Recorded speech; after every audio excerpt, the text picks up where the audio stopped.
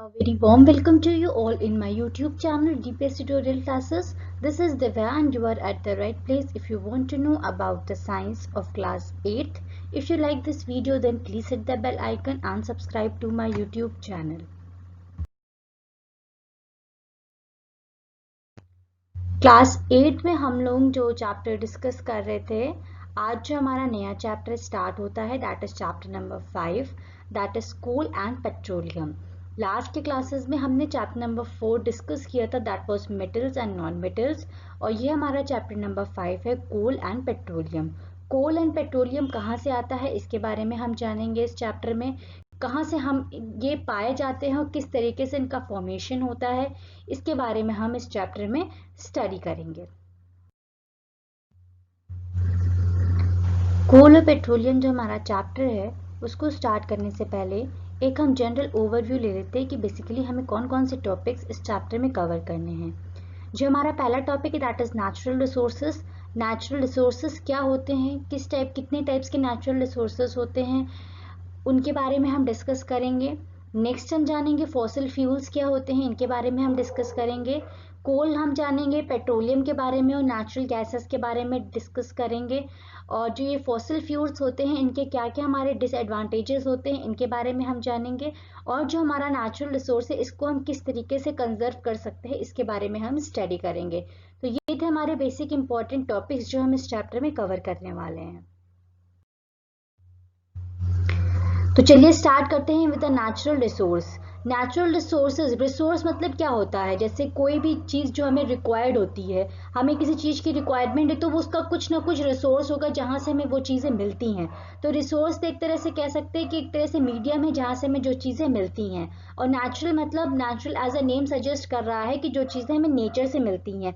तो natural resources को अगर हम कंबाइन करते हैं तो बेसिकली हमें नेचुरल रिसोर्स के बारे में एक जनरल जो ओवरव्यू मिलता है कि नेचुरल रिसोर्सेज वो रिसोर्सेज होती है जो कि हमें नेचर से मिलती हैं। Natural means nature and resources means जो चीज़ हमको रिक्वायर्ड होती है। तो the material obtain from the nature are called as a natural resource. जो हमारा ये टॉपिक है नेचुरल रिसोर्स, ये एज अ नेम ही सजेस्ट कर रहा है कि जो चीज़ें हमें नेचर से मिल रही हैं उन्हीं को हम क्या कहते हैं, नेचुरल रिसोर्स कहते हैं। अब कौन कौन सी ऐसी चीज़ें जो कि हमें नेचर से मिलती हैं, जैसे एयर हो गया, वाटर हो गया, सॉइल हो गया, वाइल्ड लाइफ हो गया, फॉरेस्ट हो गया, कोल हो गया, पेट्रोलियम हो गया। ये जितनी भी चीज़ें हैं ये हमारे नेचर में पहले से प्रेजेंट है, बिना इनके हम अपनी लाइफ को सरवाइव नहीं कर सकते हैं और हम वो मीडियम नहीं है जो इन चीज़ों को क्रिएट कर सकते हैं। नेचर ही एक ऐसा मीडियम है जिसने इन चीज़ों को क्रिएट किया है और नेचर ही के पास ये पावर है कि इन चीज़ों को वो डिस्ट्रॉय कर सकता है। तो ये चीज़ें बेसिकली वो चीज़ें जो कि हमारी बेसिक रिक्वायरमेंट है हमारी लाइफ में ये सब चीज़ें बहुत ही ज़्यादा एसेंशियल है, बहुत ज़्यादा इंपॉर्टेंट है और नेचर में सारी चीज़ें पाई जाती हैं। इनको नेचुरल रिसोर्स के अंदर इसीलिए कंसीडर किया जाता है क्योंकि नेचर में अपने आप ये सब चीज़ें प्रेजेंट होती हैं। ह्यूमन बींग्स का कोई रोल नहीं होता है इनके प्रोटेक्शन के लिए।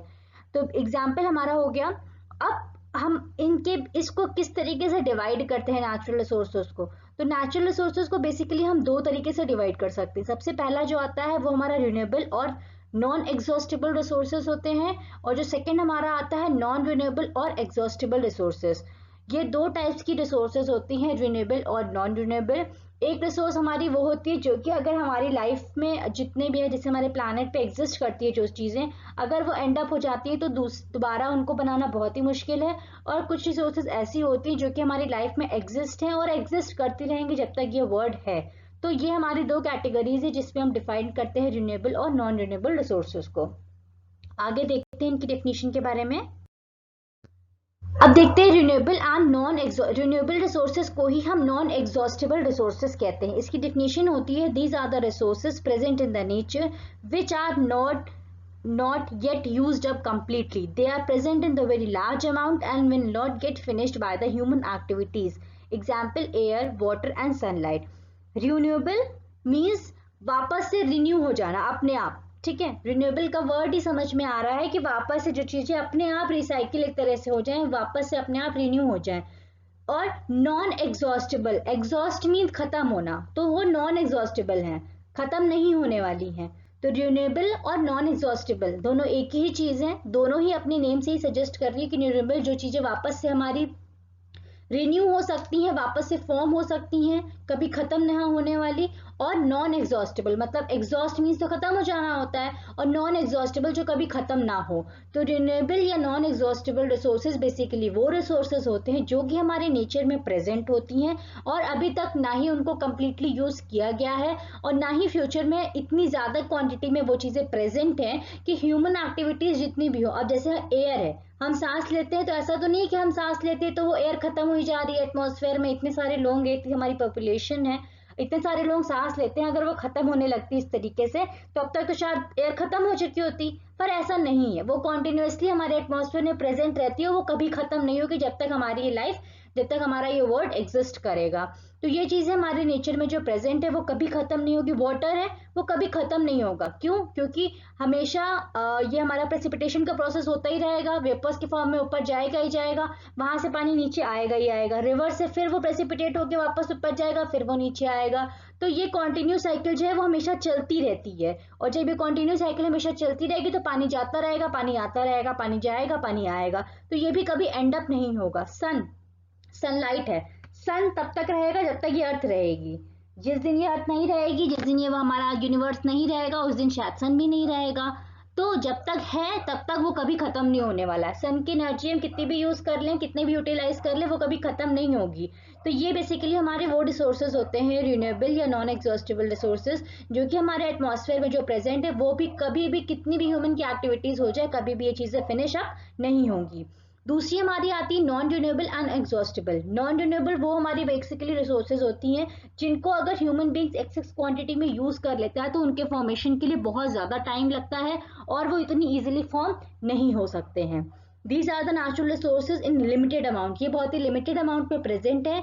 दे may get completely use up by the human activities, अगर ह्यूमन उसको कॉन्टिन्यूसली यूज करता जाएगा तो एक टाइम ऐसा आ जाएगा जब नेचर से वो सब चीजें मतलब एक तरह से गायब हो जाएंगी, नेचर में वो सब चीजें प्रेजेंट नहीं होगी, फिर उसके फॉर्मेशन के लिए हमारे मिलियंस ऑफ ईयर्स लग जाते हैं उसको फॉर्म होने के लिए। अब एग्जाम्पल इसमें आता है जैसे कोल हो गया, पेट्रोलियम हो गया, मिनरल्स हो गया, प्लांट्स हो गए, एनिमल्स हो गए। अगर हम एनिमल्स जैसे डायनासोर्स वगैरह हो गए, आप लोगों ने पढ़ा होगा, पहले ये एग्जिस्ट करते थे, अब एग्जिस्ट नहीं करते हैं। अब प्रॉपर इनकी हंटिंग हुई, अब हंटिंग करते करते करते करते ऐसा हुआ कि वो एक टाइम आया कि जब एक भी डायनासोर्स नहीं रह गए, तो अब वो एक्सटिंक्ट हो चुके हैं, वो दुनिया में कहीं पे भी डायनासोर्स पाए नहीं जाते हैं। इसी तरीके से बाकी भी एनिमल्स हैं, अगर हम उनको कंटिन्यूसली उनकी हंटिंग अप्रोचिंग अपने यूज के लिए करते रहेंगे तो एक टाइम ऐसा आएगा जब वो एनिमल्स पूरी तरीके से वानिश हो जाएंगे, खत्म हो जाएंगे, फिर यहाँ पे ये एनिमल्स प्लेनेट पे एग्जिस्ट ही नहीं करेंगे। तो ये सब हमारी बेसिकली वो रिसोर्सेज हैं जिनको अगर हम कंटिन्यूसली यूज करते जाते हैं अपनी बेनिफिट्स के लिए, अपने मतलब रिलीफ के लिए, तो वो सब चीजें एंड अप हो जाएंगे और दोबारा उनका कभी भी फॉर्मेशन नहीं किया जा सकता है। तो ये हमारे बेसिकली रिन्यूएबल और नॉन रिन्यूएबल रिसोर्सेज हो गए। अब आता है हमारे फॉसिल फ्यूल्स। फॉसिल फ्यूल्स क्या होते हैं? Fossil fuels are the natural occurring carbon containing material which when burn in air produces heat energy. Fossil fuels basically वो हमारे नेचुरली अकरिंग कार्बन के जो मतलब मटेरियल्स होते हैं जिसमें कार्बन की क्वांटिटी ज्यादा होती है, जो नेचर में पाए जाते हैं, उनको जब हम बर्न करते हैं तो वो हमारी हीट एनर्जी प्रोड्यूस करते हैं। तो ऐसे को हम क्या कहते हैं? फॉसिल फ्यूल्स कहते हैं।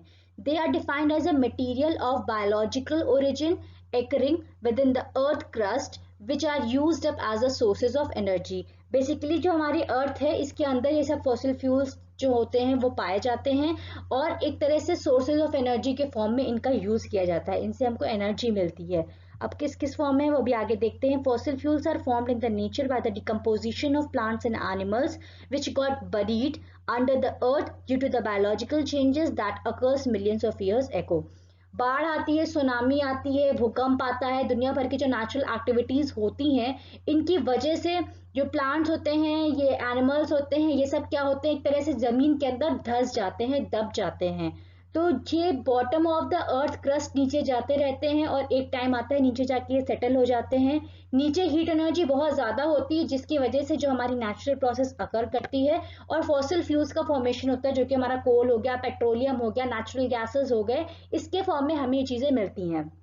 इसी तरीके से हमारा कोल और पेट्रोलियम का फॉर्मेशन होता है, इसको भी हम आगे की क्लासेस में स्टडी करेंगे कि किस तरीके से हमारा ये फॉर्मेशन होता है। तो बेसिकली जो हमारे फॉसिल फ्यूल्स होते हैं वो इसी तरीके से पाए जाते हैं कि जो भी हमारी जियोग्राफिकल एक्टिविटीज होती हैं उसकी वजह से जो हमारे प्लांट्स और एनिमल्स है ये अर्थ क्रस्ट के अंदर दब जाते हैं, बरीड हो जाते हैं और इसके बाद ये अंदर तक जाते रहते हैं और वहां पे टेम्परेचर इतना ज्यादा हाई होता है कि वो बिल्कुल एक तरह से उसमें मिक्सअप होके इन फॉसिल फ्यूल्स का फॉर्मेशन करते हैं। They are obtained from the earth by digging or drilling holes in it. अब हम अर्थ की इतनी ज्यादा खुदाई तो नहीं कर सकते ना इतना डीप, तो ये हमें कैसे मिलते हैं? जैसे पेट्रोलियम हो गया, तो सी वगैरह में देखा होगा आपके पेट्रोलियम के मतलब वो इंस्ट्रूमेंट्स वगैरह यूज किए जाते हैं जिससे मतलब प्रॉपर होल बनाया जाता है deep buried inside the earth crust और वहां से ये चीजें हमें ऑब्टेन होती, वहां से चीजें निकाली जाती हैं। Fossil fuels are non renewable resources energy resources because they are taken millions of years to form. और जितने भी हमारे फॉसिल फ्यूल्स होते हैं, जितने हमारे हो गए, आगे भी हम डिस्कस करेंगे, जैसे कि लिखा हुआ है सॉलिड फ्यूल जो होता है वो हमारा कोल होता है, कोयला जिसको हम कहते हैं। लिक्विड फ्यूल जो हमारा होता है वो पेट्रोलियम या हैवी ऑयल हो जाता है, जितना भी हमारा पेट्रोलियम हो गया, और पेट्रोलियम ऑयल से ही बहुत सारे ऑयल्स और भी लुब्रिकेंट्स मिलते हैं, तो वो सब हमारे लिक्विड फ्यूल में हो गया। गैसियस फ्यूल्स में जैसे हमारी नेचुरल गैसेस होती हैं, अब हम उसमें से deep buried inside the earth crust से हम निकालते हैं तो कोल भी निकलता है, पेट्रोलियम भी निकलता है, मतलब सॉलिड के फॉर्म में भी होता है, लिक्विड के फॉर्म में भी होता है, और कुछ गैसेस भी रिलीज होती हैं, वो हमारी क्या होती है? नेचुरल गैसेस होती हैं। तो फॉसिल फ्यूल्स बेसिकली हमारे नॉन रिन्यूएबल रिसोर्सेज होते हैं, तो इनको फॉर्म करने के लिए मिलियंस ऑफ ईयर्स लग जाते हैं। मींस जो अभी एक्टिविटीज हो रही हैं उसको कहीं फॉर्मेशन करने में हमारे मिलियंस ऑफ ईयर लग जाएंगे कि जब वो हमारा दोबारा फॉर्म होगा। मिलियंस ऑफ ईयर में हम कहाँ से कहाँ पहुंच जाएंगे हमें कुछ भी नहीं पता है। तो फिलहाल अगर अभी वो चीजें एग्जिस्ट हो जाएंगी तो हमें इस लाइफ में वो चीजें नहीं मिलने वाली हैं, इसीलिए इन्हें हम नॉन रिन्यूएबल रिसोर्सेज के अंडर में रखते हैं कि अगर ये एक बार एक्सटेंड हो जाएंगी तो ये इतनी जल्दी इजीली फॉर्म अप नहीं हो पाएंगी, और मिलियंस ऑफ ईयर लग जाता है इनको बनने में, तो ये एक ईजी प्रोसेस नहीं है। तो ये हमारे बेसिकली एग्जांपल्स हो गए फॉसिल फ्यूल्स के, जो कि हमारा कोल हो गया, पेट्रोलियम हो गया, नेचुरल गैस हो गया। अब कोल, पेट्रोलियम, नेचुरल गैसेस में सबसे पहले हम कोल के बारे में डिस्कशन करते हैं। कोल आपको सभी लोग जानते होंगे, बेसिकली जो कोयला हमारा होता है उसी को हम बेसिकली कोल कहते हैं। अब इसके बारे में जनरल चीजें जान लेते हैं। कोल जो हमारा होता है ब्लैक कलर का होता है, सॉलिड फ्यूल होता है। It mainly contains carbon along with the hydrogen and small amount of nitrogen and sulphur. Basically coal में क्या क्या चीजें प्रेजेंट होती हैं ये चीजें बताई गई हैं। इसमें बेसिकली जो कार्बन होता है वो सबसे ज्यादा प्रेजेंट होता है, कुछ पार्ट ऑफ हाइड्रोजन भी पाया जाता है, और कुछ स्मॉल अमाउंट ऑफ नाइट्रोजन और सल्फर भी इसमें प्रेजेंट होता है। Coal is formed in the coal mines. जो कोयले की खाने होती है, माइंस जो होती है क्या होती है? खाने होती है एक तरह से, वहां पाया जाता है, जो कि कहाँ होता है? Deep under the earth crust and has to be dig out. ये अर्थ क्रस्ट के अंदर पाया जाता है और उसको खुदाई करने पे निकाला जाता है। याद रखिएगा, कोल जो होता है वो कोल माइंस में पाया जाता है, जो कि हमारे अर्थ क्रस्ट के बहुत डीप इनसाइड प्रेजेंट होती है, और इसकी जो खुदाई की जाती है उसके बाद ही हमें ये कोल मिलता है। इंडिया में जो है वो बिहार है, उड़ीसा है, वेस्ट बंगाल है और मध्य प्रदेश है। ये वैसी जगह है जहाँ पे हमारा कोल पाया जाता है, और बाकी जगहों में कोल नहीं पाया जाता है, हर जगह नहीं पाया जाता है। बेसिकली ये हमारी स्टेट्स हैं, जैसे बिहार हो गया, उड़ीसा हो गया, वेस्ट बंगाल हो गया और एमपी हो गया, इन जगहों में हमारे कोल का मतलब मिलता है, पाया जाता है। अब तो हमने कोल के एक जनरल इंट्रोडक्शन जान लिया। अब मैंने आपको जो फॉसिल फ्यूल बताया था तो आपको एक जनरल ओवरव्यू दिया था कि किस हिसाब से फॉर्मेशन होता है, जो हमारी नेचुरल एक्टिविटीज होती हैं उसकी वजह से जितने भी हमारे प्लांट्स और एनिमल्स होते हैं वो डीप बरीड इनसाइड हो जाते हैं और अंदर का टेम्परेचर बहुत ज़्यादा हाई होता है, जिसकी वजह से सब प्रोसेस अकर करती है। मिलियन ईयर्स के बाद हमारी कोल है, पेट्रोलियम है, नेचुरल गैसेस हैं, जितने भी हमारे फॉसिल फ्यूल्स होते हैं इन सबका फॉर्मेशन होता है। तो बेसिकली यही प्रोसेस है। अब इसको हम एक बार स्टेप बाय स्टेप पढ़ लेते हैं तो थोड़ा सा और क्लियर हो जाएगा। आप ध्यान से देखिएगा। Formation of coal. Coal formed from the dense forest that existed over 300 million years ago in the low laying area। 300 million years पहले जो हमारे फॉरेस्ट वगैरह एग्जिस्ट करते थे, कोल का जो फॉर्मेशन है वो यहीं से स्टार्ट हुआ। Due to the natural phenomena like flood and earthquake, this forest got buried into the earth crust. मैंने आपको बताया नेचुरल एक्टिविटीज हुई, जैसे अर्थक्वेक हुआ, भूकंप आया, फ्लड आया, सुनामी आई, इन सब की वजह से जो फॉरेस्ट हमारे हैं वो अर्थ क्रस्ट के अंदर बहुत डीप इनसाइड में बरीड हो गए। Over the long period of time more soil deposited over them, pressing and sinking them deeper into the crust। और जैसे जैसे टाइम हमारा बीतता गया वैसे वैसे जो हमारी सॉइल है वो उसके ऊपर, जैसे ऑब्वियस सी बात है, कोई चीज हमारा अंदर अगर ये हमारा प्लांट हो गया या एनिमल हो गया किसी सरफेस पे अगर पड़ा हुआ है, ठीक है, जब बहुत सारे ईयर्स बीतेंगे, बहुत सारे ईयर्स बीतेंगे तो क्या होगा कि जो हमारा सॉइल है वो उसको ऊपर पूरी तरीके से उसको कवर कर लेगा। अब जब सॉइल पूरी तरीके से उसको कवर कर लेगा तो वो क्या होगा, जो भी हमारे एनिमल्स या प्लांट्स होंगे वो deep unto the earth crust बैठते जाएंगे और अंदर दबते जाएंगे और दबते जाएंगे। इसके बाद क्या होगा, under high temperature and high pressure these forest slowly decompose to form coal.